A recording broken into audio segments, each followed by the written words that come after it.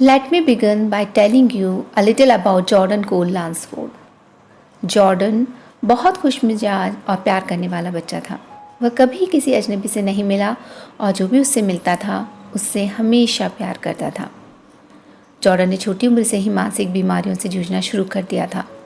14 साल की उम्र में Jordan was diagnosed by bipolar disorder. कई हर्डल्स के बावजूद उसने कभी हार नहीं मानी। 7 अक्टूबर 2014 को जॉर्डन की छोटी बहन कृषि मैसेल का सिड्स में डे केयर में निधन हो गया। इसने निश्चित तौर पर जॉर्डन को पूरी तरह डिवास्टेटेड कर दिया। On 13 November 2014 everything went crazy. Jordan के घर पर लगातार फ़ोन बज रहा था। तभी एक कॉप ने आकर इन्फॉर्म किया कि जॉर्डन इमरजेंसी वार्ड में है। Million of thoughts ran through Jordan's mom's head when she came to know that Jordan overdosed heroin. His mom ran into hospital room to find him hooked up to machine. मशीनों से जुड़ा बिल्कुल बेजान सा।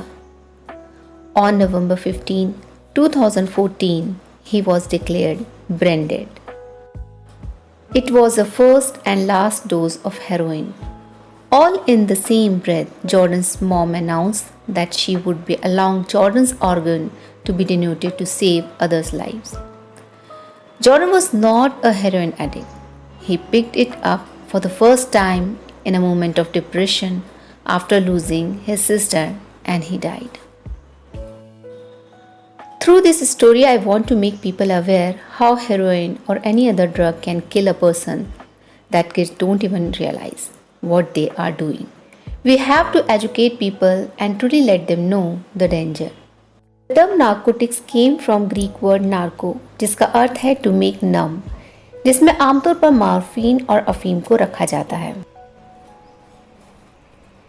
Drugs can be categorized by the way in which they affect our bodies. सबसे पहले इसमें रखा गया है डिप्रेसेंट को। यह सेंट्रल नर्वस सिस्टम के फंक्शन को स्लो डाउन कर देता है। डिप्रेसेंट के स्मॉल डोज आपको रिलैक्स एंड काम फील कराते हैं, जबकि larger doses vomiting, nausea, sleepiness, यहाँ तक कि मौत का कारण बन सकते हैं। सेकेंड कैटेगरी में रखा है हेलोसिनोजेंस को। ये अफेक्ट करते हैं हमारे सेंट्रल नर्वस सिस्टम पे and change the way you see, और चीज़ों को देखने, सुनने, स्वाद लेने, सूंघने या महसूस करने के तरीक़ों को बदल देते हैं। और you may have unusual thoughts और फीलिंग्स। इसके एग्जाम्पल हैं cannabis and ketamine. Small dose can cause feeling of floating, numbness and confusion, और larger dose may cause memory loss, anxiety, increase heart rate and aggression. इसमें third category है stimulants की। Stimulant central nervous system के function को गति देते हैं, उत्तेजित करते हैं, जिससे आप अधिक जागृत, सतर्क, आत्मविश्वासी या ऊर्जावान महसूस कर सकते हैं, जबकि अधिक डोज चिंता, घबराहट, स्टमक क्रैम्प का कारण बन सकते हैं। इसके कुछ एग्जाम्पल हैं कोकेन, कैफीन एंड निकोटीन। इनके अलावा कुछ ऐसे ड्रग्स भी हैं जो शरीर को कई तरह से प्रभावित करते हैं और एक से अधिक श्रेणियों में आ सकते हैं, जैसे भांग। इन्हें इन सभी तीनों श्रेणियों के अंतर्गत रखा गया है। मादक दवाओं के दो सबसे सामान्य रूप मॉर्फिन और कोडीन हैं। दोनों ही मेडिसिनल यूज़ के लिए अफीम से सिंथेसिस होते हैं। रिक्रिएशन के लिए अफीम से बनाई जाने वाली सबसे कॉमन ड्रग हेरोइन है। Opiate use for pain is widely accepted in the health care system. इन ड्रग्स के उपयोग से जुड़े सामान्य दुष्प्रभाव हैं मतली, नौसिया, शारीरिक निर्भरता, सहनशीलता, सांस लेने में तकलीफ, मांसपेशियों में कठोरता, इम्यूनोलॉजिकल और हार्मोनल डिसफंक्शन। ओपिएट के आदि लोग अपने जीवन में अदर एक्टिविटीज़ को इग्नोर करते हुए सिर्फ इन ड्रग्स को प्राप्त करने की कोशिश में लगे रहते हैं, जिससे उनकी प्रोफेशनल और पर्सनल रिलेशनशिप पर नकारात्मक प्रभाव पड़ता है। Chronic opiate use can lead to tolerance. This often causes the patient to need higher and more frequent doses of the drug to get the desired effect. These drugs are often used by young people in an attempt to enhance a party. That's why these drugs are also known as party drugs. However, dozens of Australians became seriously ill or die after using party drugs each year. 2014 में 13 से 20 million लोगों ने recreation के तौर पर अफीम का इस्तेमाल किया। CDC के अनुसार 2015 में नशीली दवाओं के उपयोग के परिणामस्वरूप 4,50,000 लोग मारे गए। WHO की रिपोर्ट बताती है कि 2016 में 2.7 मिलियन लोग ओपिएट यूज डिसऑर्डर से पीड़ित थे।